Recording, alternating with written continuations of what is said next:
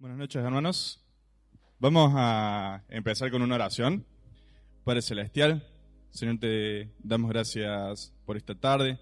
Gracias, Señor, porque pudimos celebrar la cena del Señor, Señor. Gracias porque podemos hacerlo con las puertas de este local abiertas libremente, porque podemos levantar tu nombre libremente, Señor. No hay nadie que nos impida hacerlo.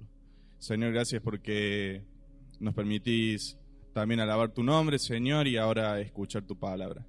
Te pido, Señor, que hables a nuestros corazones, Señor, que tu palabra nos atraviese, Señor, que tu palabra nos muestre, Señor, esas cosas que por ahí no te gustan o por ahí tenemos que mejorar, Señor.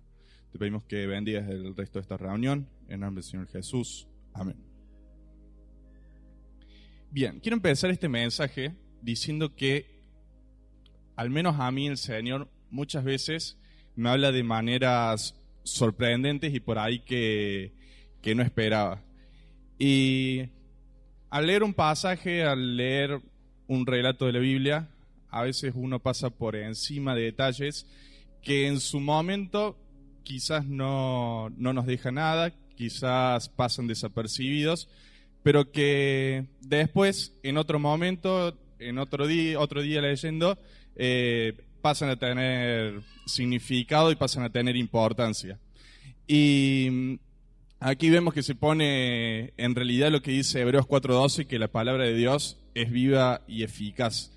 Y si bien sabemos que ese pasaje es real y sabemos que la palabra de Dios es viva y eficaz, en estos momentos es cuando doy gloria al Señor porque puedo ver que eso que me puso en la palabra está impactando mi vida, que eso que puso en su palabra está siendo real. ¿Y por qué empiezo por acá? Porque el mensaje de esta noche nace de un pequeño detalle. El mensaje de esta noche nace de algo que muchas veces cuando lo leí pasó desapercibido para mí. Y el Señor me dijo, fíjate que los pequeños detalles que están en mi palabra importan. Y muchas veces cuando uno lee, sobre todo libros del Antiguo Testamento, por ejemplo, o por lo menos me pasa a mí, no quiero decir que lo hacen ustedes, pero muchas veces uno agarra y llega una genealogía y la lee medio rapidita, salteando algunos renglones, o cuando en algunos relatos se empiezan a enumerar cosas, por ejemplo, medidas o pueblos o cosas así, a veces uno tiende a leerlo rápido, saltear y ir a lo que por ahí nos interesa más. Soy culpable de eso y estoy seguro que más de uno de ustedes debe hacer lo mismo que yo. Y el Señor me mostró que por ahí me equivoco cuando hago eso. Y el título que elegí para el mensaje de esta noche es 3 golpes de flecha. Y está basado en una historia que podemos encontrar en el Antiguo Testamento. Y quiero decirles que me gusta mucho el Antiguo Testamento porque nos encontramos un montón de relatos y sucesos que sucedieron, valga la redundancia, de personas que fueron de carne y hueso, al igual que nosotros, personas que tenían carácter, personas que cuando eran golpeadas le dolía, personas que se enojaban, personas que se entristecían y al igual que nosotros, les pasaba a ellos. Pero hay una diferencia. Muchas de esas personas les tocó vivir circunstancias muchísimo más difíciles que las circunstancias que me han tocado vivir a mí, por lo menos. Y le pido a Dios, y si es su voluntad, que ni yo ni ninguno de ustedes tengamos que pasar por las circunstancias que pasaron algunos de estos personajes bíblicos que nos encontramos en el Antiguo Testamento. Y pensaba, por ejemplo, en un Noé que estaba en una tierra llena de maldad y el Señor le manda a construir una barca y lo manda a buscar parejas de animales. Y me imagino a Noé en un descampado buscando madera y empezando a construir esa arca y a toda la gente que lo veía y se le deben haber burlado y deben haber dicho que estaba totalmente loco, Noé. Y no solamente tuvo que pasar por todas las burlas y todas las críticas que seguro que pasó en esa sociedad, sino que después del diluvio tuvo que empezar a llenar y repoblar la tierra desde cero. Tuvo que empezar a criar a sus hijos, a sus nietos, para que sigan la voluntad del Señor, y empezar con todo desde cero. Y después pensaba en un José que cada vez que las cosas parecía que no podían empeorar más, le ocurría otra injusta desgracia. Y vemos que José es vendido por sus hermanos como esclavo y que después es puesto en la cárcel injustamente. Pero si bien le pasó un montón de veces este tipo de cosas, Josué todo el tiempo se mantuvo fiel, todo el tiempo se mantuvo temeroso, todo el tiempo fue obediente. Y podemos ver que todo lo que le pasó a José no fue porque sí, todo tuvo sentido al final de su vida. Y pensaba en grandes personajes como Moisés o como Josué y Caleb, que fueron hasta la tierra prometida, pudieron verla, pudieron palparla y tuvieron fe que el Señor les podía entregar esa tierra prometida. Y cuando volvieron a su pueblo y le dijeron, podemos vencer a los que viven en esta tierra y podemos tomar lo que el Señor nos dio, el resto del pueblo, el resto de los espías, no tuvo fe. Y el Señor los castigó al pueblo, el Señor los hizo estar 40 años en el desierto, y por esta actitud, por este comportamiento del pueblo, Josué y Caleb también estuvieron 40 años en el desierto. Y no leemos en ningún momento de la Biblia que Josué o Caleb se hayan quejado, hayan despotricado por esta decisión que tomó el Señor, sino que vemos que al finalizar la vida de Moisés, Josué tomó las riendas y tomaron esa tierra prometida que el Señor les había dicho. Y como estos personajes que les estoy diciendo, se me ocurren un montón. Jeremías, Nehemías, Daniel y sus amigos. Si los vamos a mencionar todos, vamos a tener que servir la cena porque no vamos a terminar más en esta noche. Y algo en común, nuevamente, que veían estos personajes, es que todos ellos sufrieron y soportaron circunstancias difíciles. Circunstancias que el Señor les permitió que les pasara con un propósito. Y si hay algo que a mí me sirve y el Señor me confronta con estas historias, es decir, si ellos que la tuvieron tan difícil, ellos que por ahí pasaron situaciones tan complicadas, pudieron mantenerse firmes, ¿por qué a veces a mí me cuesta tanto imitar ese comportamiento? ¿Por qué a mí a veces me cuesta tanto mantenerme fiel, mantenerme firme? ¿Por qué fallo tantas veces cuando mi vida es muchísimo más fácil que la de José, por ejemplo?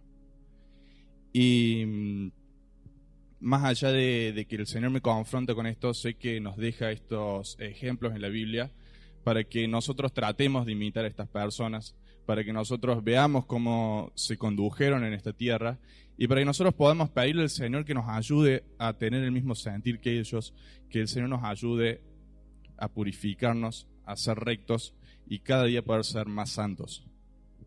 Y volviendo al mensaje de esta noche, el título que les adelanté es 3 golpes de flecha, y voy a pedirles que me acompañen en el libro de Segunda Reyes, capítulo 13, versículo 10. Y es así la palabra. El año 37 de Joás, rey de Judá, comenzó a reinar Joás, hijo de Joacás, sobre Israel en Samaria, y reinó 16 años.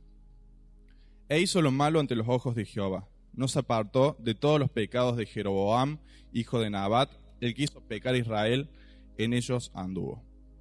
Los demás hechos de Joás y todo lo que hizo y el esfuerzo con que guerreó contra Amasías, rey de Judá, ¿no está escrito en el libro de las crónicas de los reyes de Israel?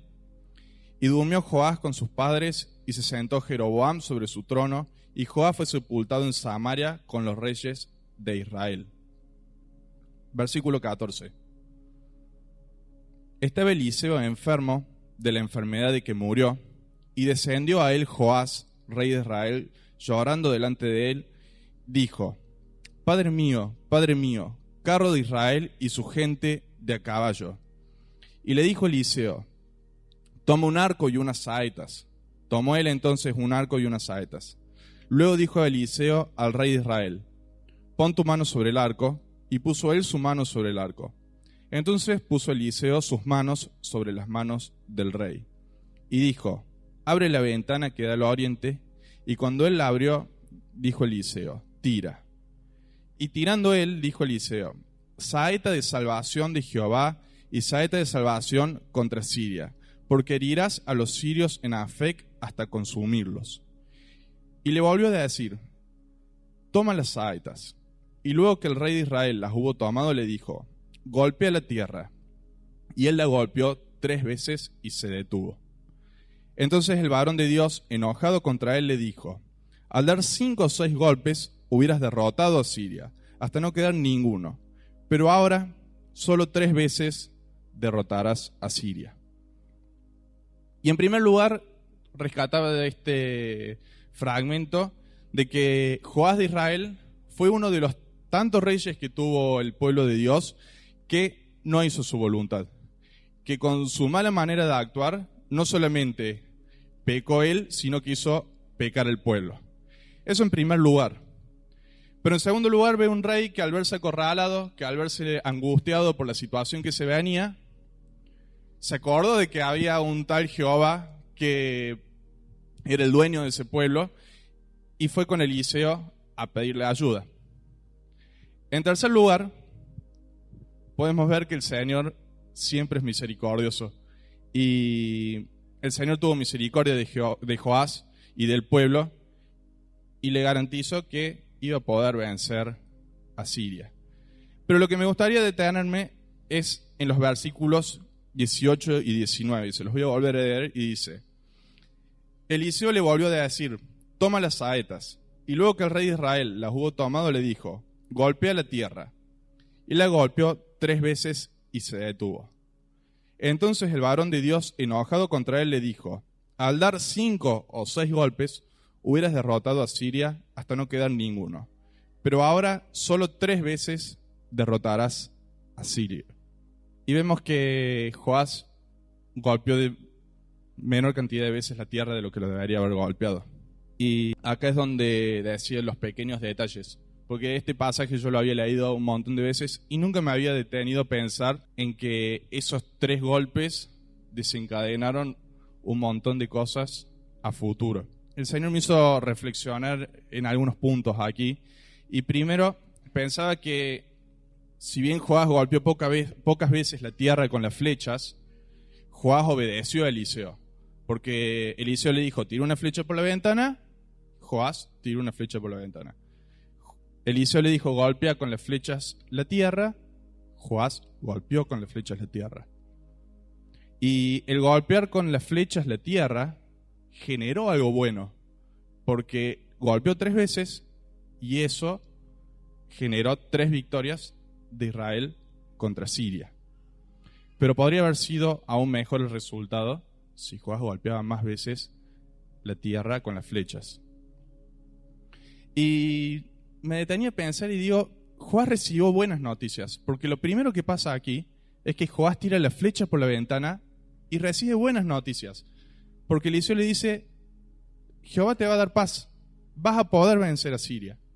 Y digo, ¿por qué golpeó 3 veces la tierra nomás? ¿Por qué lo golpeó 3 veces? No lo vamos a saber, pero yo pensaba, ¿qué le habrá pasado a Joás? ¿Fue falta de fe? Por ahí dijo, esto no va a ayudar en nada. Habrá tenido su brazo cansado quizás, había tirado una flecha y ya por ahí no hacía mucho de deporte y se le había cansado el brazo, entonces golpeó solamente 3 veces la tierra. O quizás pensó que 3 golpes de tierra en la tierra eran suficientes.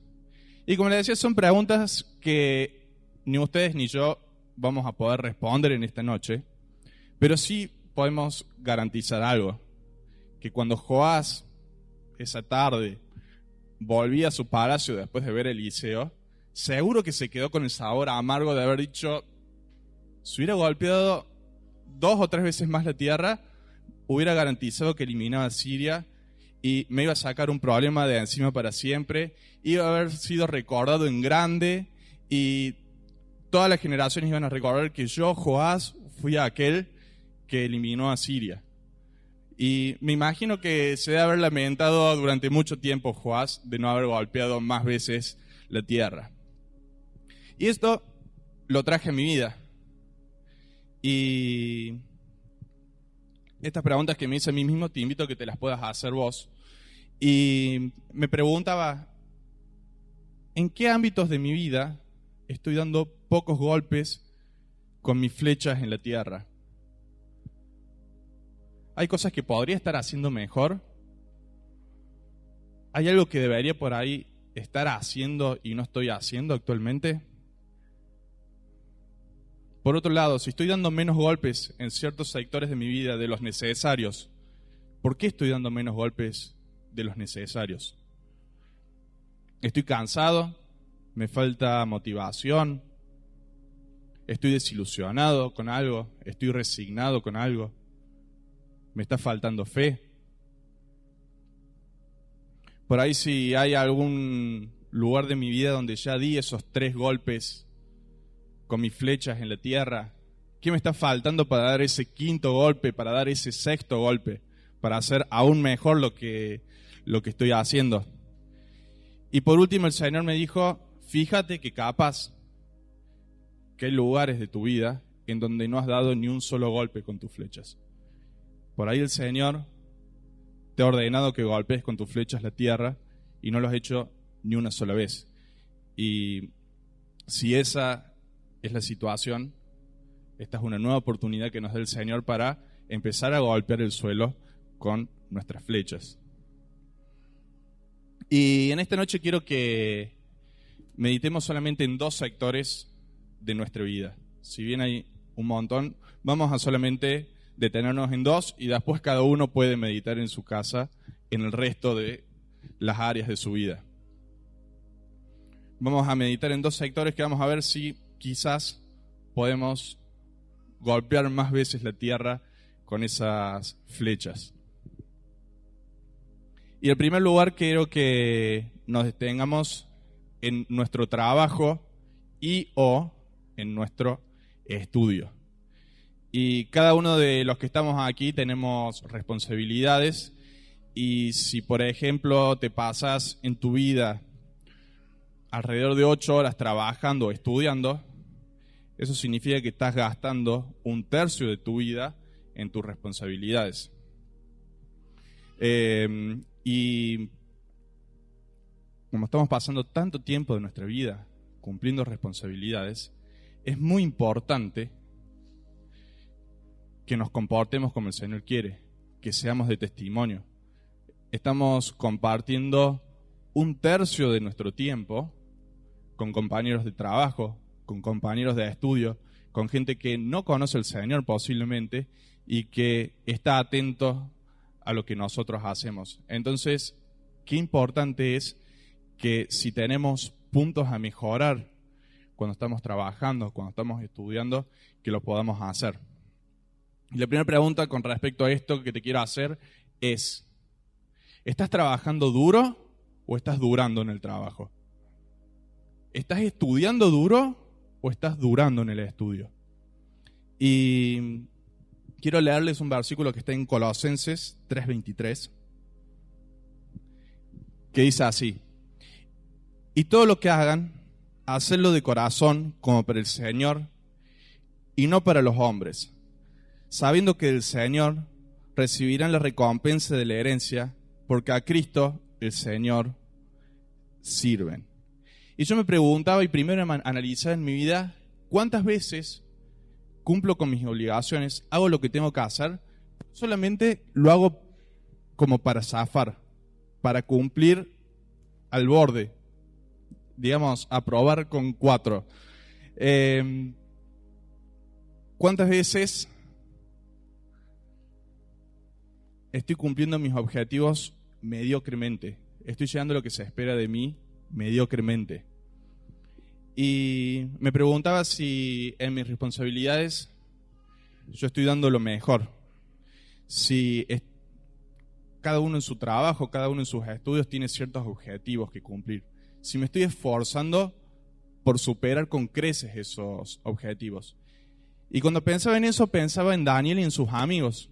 Porque Daniel y sus amigos se propusieron no contaminarse con la comida del rey, pero no se quedaron ahí y fueron hallados 10 veces mejores que todos los otros. Eso significa que ellos se esforzaron por cumplir y superar los objetivos que se tenían para ellos. Y si bien en nuestras responsabilidades quizás podamos tener errores, quizás podamos equivocarnos, quizás podamos hacer algo mal porque somos humanos y podemos equivocarnos, si cada uno de nosotros hace las cosas para el Señor, si cada uno de nosotros se esfuerza por cumplir con creces sus obligaciones, al final el balance va a ser mucho más que positivo. Porque el Señor va a bendecir nuestra decisión, el Señor va a bendecir nuestro esfuerzo. Y vivimos en una sociedad que no se esfuerza, que no lo hace las cosas como para el Señor. Entonces, cuando nosotros hagamos las cosas para el Señor, claramente que Él va a bendecir esa decisión. Y por ahí esforzarse no significa que descuidemos nuestras otras responsabilidades. Nosotros tenemos que guardar tiempo para otras cosas importantes. Pero mientras estemos cumpliendo con nuestras obligaciones, esforcémonos por hacerlo con excelencia. Cada cosa que hagamos, si estamos trabajando, lo hagamos con excelencia. Si estamos estudiando, lo hagamos con excelencia. Si estamos haciendo un trabajo práctico, busquemos hacerlo con excelencia. Dejemos de hacer las cosas mediocres, dejemos de hacer las cosas para zafar. Hagamos todo como para el Señor. Y no solamente que va a ser de bendición para nosotros, sino que va a ser de testimonio para nuestros compañeros, de testimonio para los que nos rodean. Cuando vean que te estás esforzando, cuando querés mejorar a cada día, va a llamar la atención.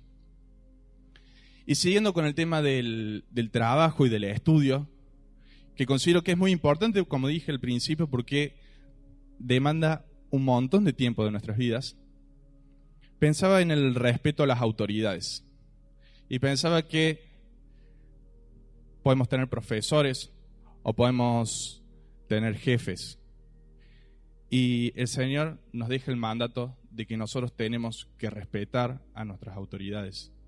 Y el Señor permitió que esas autoridades estén en donde están, nos gusten o no nos gusten, hagan las cosas bien o no hagan las cosas bien. Y pensaba cuántas veces en el trabajo quizás critico a mi jefe o a mi superior con mis compañeros de trabajo. Qué fácil que es criticar a los demás, sobre todo cuando es alguien que nos da órdenes y por ahí nos hace hacer cosas que no queremos hacer. O cuántas veces cuando estamos estudiando nos referimos al profesor como el viejo o la vieja y ponga el nombre de la asignatura. Y le faltamos el respeto a los profesores. Y no lo estoy inventando, es algo que podemos escuchar y estoy seguro que no es la primera vez que están escuchando que alguien se refiera así a un profesor. Y no es justamente porque se refiere a la edad del profesor. Entonces, por ahí respetar más a las autoridades, por ahí ser más fieles a las autoridades, por ahí no prendernos cuando se critica o se habla mal de una autoridad. Es ese golpe de flecha que me está faltando hacer contra la tierra para hacer de más testimonio, para diferenciarme de este mundo. Y por último, referido a este tema, quizás no tengas un jefe, quizás vos seas el jefe, o quizás vos vayas a ser el jefe o vayas a ser el líder de un equipo. Y dice Colosenses 4:1, amos a hacer lo que es justo y recto con vuestros siervos, sabiendo que también vosotros tenéis un amo en los cielos.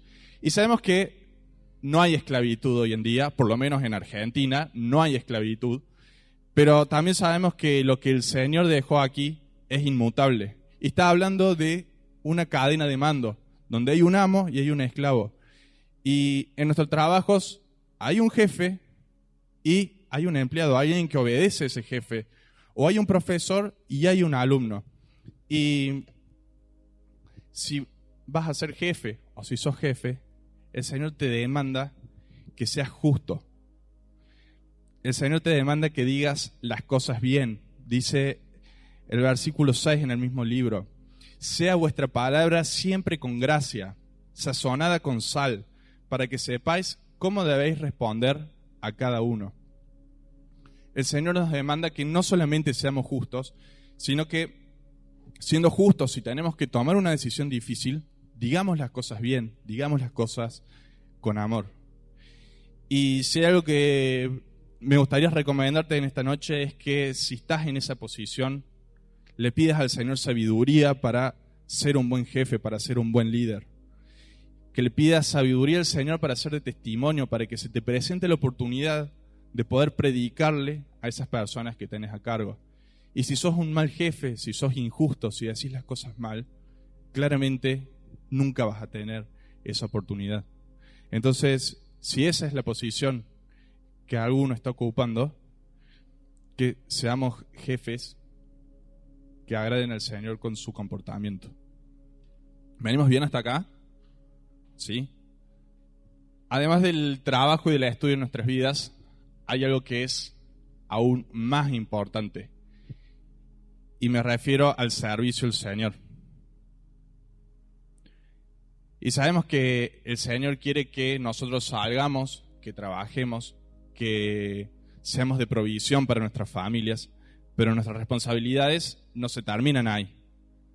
El Señor, junto con la salvación, nos regaló dones. Cada uno de nosotros, cuando recibió el Señor, también recibió al menos un don de regalo. Y el Señor, ¿qué espera de ese don?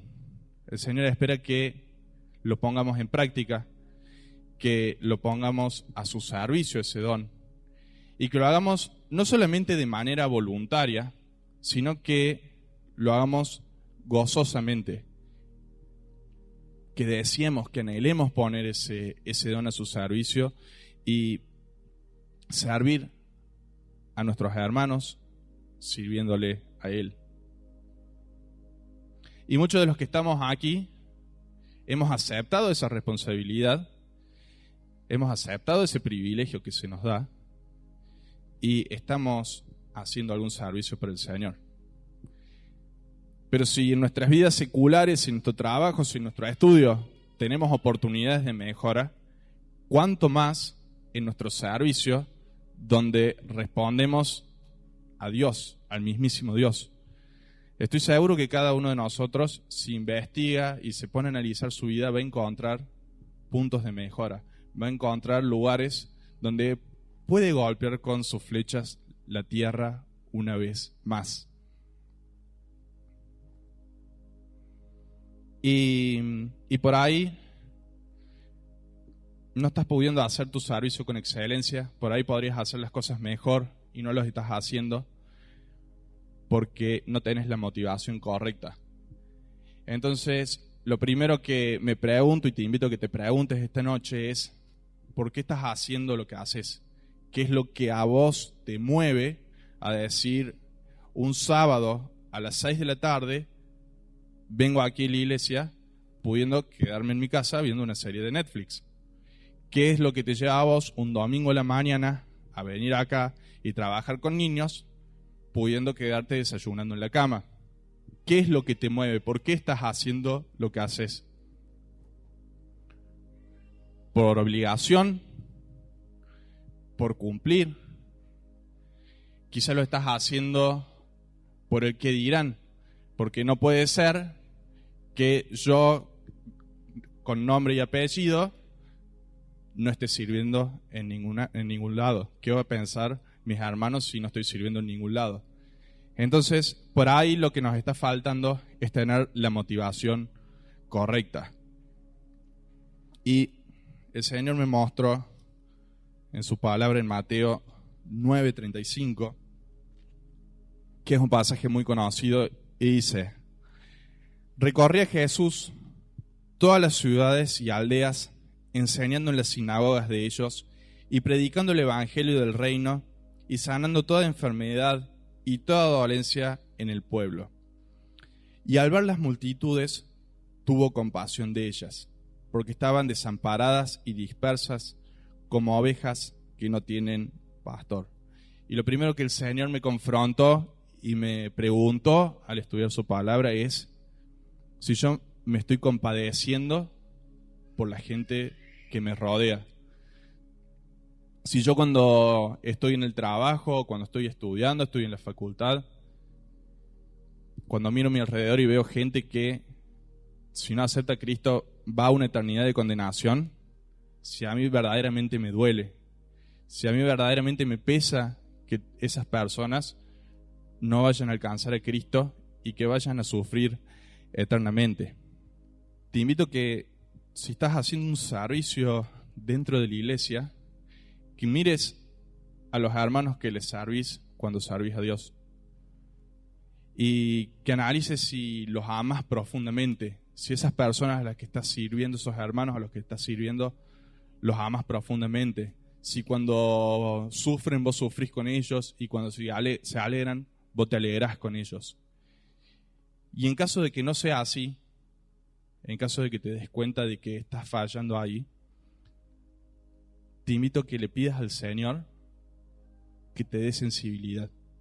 Pedirle al Señor que te dé sensibilidad y yo te garantizo que te va a dar sensibilidad. Pedirle que te ayude a compadecerte por los que te rodean y el Señor te va a ayudar a compadecerte y te va a dar sensibilidad. Y le pidamos al Señor también que nos abra los ojos, que nos ayude a ver las dificultades que sufren nuestros hermanos. Muchas veces, cuando alguien está en una situación complicada, nosotros mismos cuando estamos en una situación complicada, no abrimos la boca, no decimos lo que nos está pasando. Pero no falta el hermano que tiene esa sensibilidad que te pregunta, ¿estás bien? Te noto mal. Y por ahí, con esa simple pregunta, abrís una puerta que te va a ayudar a que hables con ese hermano, que lo aconsejes, que lo exhortes, que puedas orar por él y con él. Por otro lado, analizando el servicio, pensaba que algo que puede estar evitando que des ese quinto o sexto golpe contra la tierra es el cansancio. ¿Te pasa que a veces servís al Señor y no lo haces con excelencia porque estás cansado? Que por ahí decís, tengo que hacer esto y no lo haces al 100%, no lo haces lo mejor que lo podrías hacer porque verdaderamente estás cansado. ¿Te pasa? A mí me ha pasado muchas veces decir, esto podría haberlo hecho mejor. Esto faltó tiempo de preparación porque yo estaba cansado y porque no le puse toda la voluntad y todas las pilas que el Señor me pedía que le pusiera. O no sé si por ahí te llega noviembre y no sé si te ha pasado el pensamiento, qué bueno que quedan X cantidad de reuniones y ya terminamos por este año. Y a veces puede venir ese pensamiento, pero pensa por qué te está viniendo ese pensamiento, por qué te alegras tanto de que ya se termina. Y puede llegar a ser el cansancio que esté generando que vos estés queriendo que esa área termine, que ese lugar donde estás sirviendo termine. Y el agotamiento físico y el agotamiento mental es algo normal en nosotros. Todos nosotros necesitamos de vacaciones, de tiempo de relajación, de desenchufarnos un poco para poder recobrar energías. Pero tenemos que saber que estar cansado no es una excusa para no hacer las cosas con excelencia. El Señor demanda que hagamos las cosas para Él con excelencia. Y estamos en noviembre y hace calor y hace humedad y se hace más difícil ponerse las pilas y hacer las cosas. Pero tenemos que terminar con nuestro servicio con excelencia. No podemos bajar la calidad de nuestro servicio por estar cansados. No nos olvidemos que nosotros le servimos a Dios. Nosotros no servimos para que nos miren los de afuera y nos digan, bueno, estás cansado. No necesitamos que nadie nos palme en la espalda y nos entienda de que no estamos haciendo las cosas bien porque estamos cansados. Nosotros le servimos al Señor, entonces hagamos las cosas con excelencia y si estamos cansados, le pidamos al Señor, que es el quien da las fuerzas, que nos dé nuevas fuerzas, que renueve nuestras fuerzas. Y le quiero leer un versículo que está en Habacuc 3:19, que dice: el Señor y Dios es mi fuerza, da a mis pies la ligereza de una gacela y me hace caminar por las alturas. Entonces, si estamos cansados, le pedimos al Señor que renueve nuestras fuerzas. No bajemos la calidad de nuestro servicio y le echemos la culpa al cansancio. Y por último, referido con este tema, y creo que es una flecha con la que tenemos que golpear la tierra y que tenemos que hacerlo constantemente, es que puede ser que nos esté faltando capacitarnos más. Nosotros somos instrumentos del Señor, somos instrumentos que tienen que estar calibrados, somos instrumentos que tienen que ser precisos, somos instrumentos que sobre todas las cosas tienen que ser santos. Entonces, puede que nos esté faltando más tiempo con la palabra, puede que nos esté faltando más tiempo de oración. Y nos dice 2 Timoteo 3:16, toda la escritura es inspirada por Dios y útil para enseñar, para redarguir, para corregir, para instruir en justicia, a fin de que el hombre de Dios sea perfecto enteramente, preparado para toda buena obra. Dice otra versión, a fin de que el siervo de Dios esté enteramente capacitado para toda buena obra. No dejemos, hermanos, que estar embalados, que la inercia que llevamos en nuestro servicio, que el cansancio que llevamos nos quite tiempo de leer las Escrituras, de pasar tiempo con el Señor. Como dije antes, somos instrumentos que tienen que mantenerse precisos y tienen que mantenerse santos. Para ir terminando, vamos a volver al libro de Segunda Reyes, capítulo 13, versículo 22.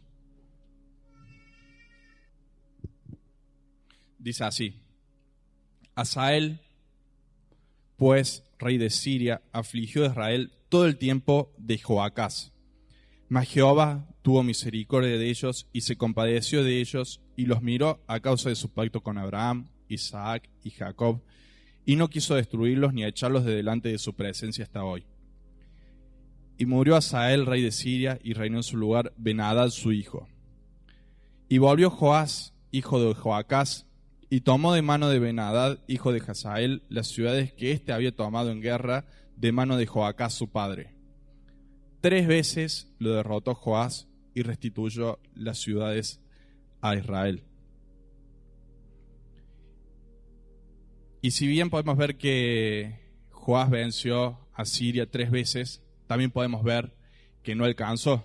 Y si no me cree, ponga Israel versus Siria en Google y van a encontrar que va a encontrar noticias del 2021 y 2022 donde hay conflictos entre Israel y Siria actualmente en siglo XXI, donde se disparan con misiles y se matan soldados.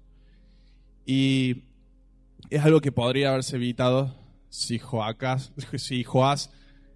golpeaba una quinta o una sexta vez la tierra con esas flechas.